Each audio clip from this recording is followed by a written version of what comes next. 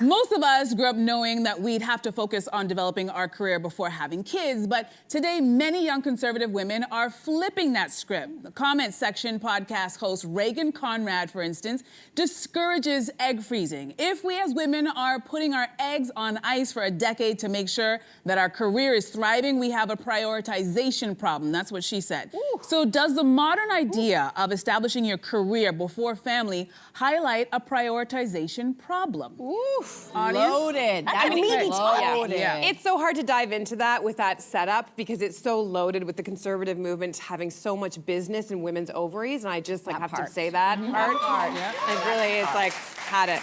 But if I take it away from that, far away from that, in terms of like, I can only speak for myself. If in an ideal world would I have wished that I had started when I was in my late 20s? Yes, I often— To have a child? To have a child. Yeah. I do wish that. I started in my late 30s, and the thing is that like I stay up at night sometimes and I do the calculations of like how old will Jaya be at this milestone, how old will I be, and like will I ever be a grandma? So like it sucks on many levels that I started late, but the truth is that I know I wouldn't have been ready to have a child in my 20s. I wasn't ready. And I couldn't have stopped my career at that point without paying a penalty. Some people will say, well, how do you know for sure? Well, I don't know for sure, but I do know the way my career was in terms of a trajectory. And here's the thing, I spent hours and hours and hours in my 20s. I was devoted to my work. I like went on like, weekend trips. You cannot do that as a parent if you want to be a good parent. So to me, it's like which like lane of crappy are you gonna choose? But you also didn't, did it feel like you had to choose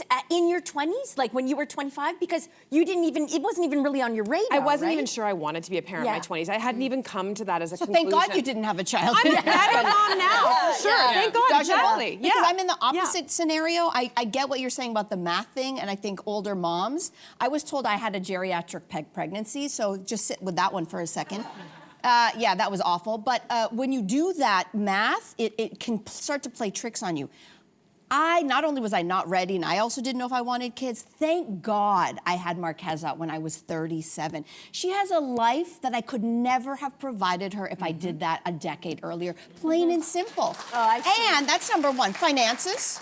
Because I don't know if anybody knows in Toronto what daycare, costs are. I would have had to either give up my career or had to wait to be able to even afford childcare. Those are very real things. But also, the woman I am, the woman I was when I had her at 37, and who I might have been at 27, I'm giving her all of me, the best of me at this age. So this idea of choosing, I think that this is the problem when it comes to work and womanhood or becoming a parent, if you can even become a parent, if you even have a partner that you want to have children with.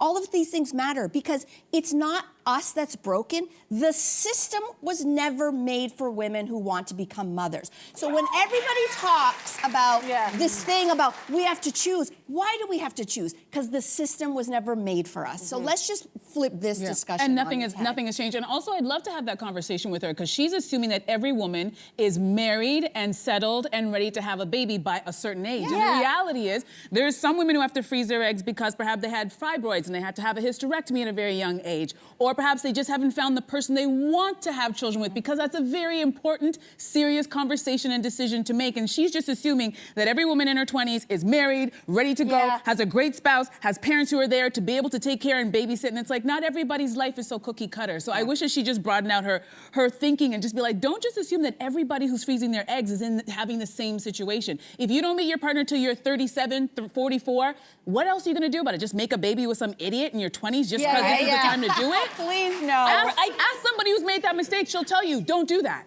I think you hitting on something. I think this highlights the problem of always putting all women into one box. There are women in their 20s who don't care about a career and they desperately want children. Then there are a lot of people who are the inverse of that.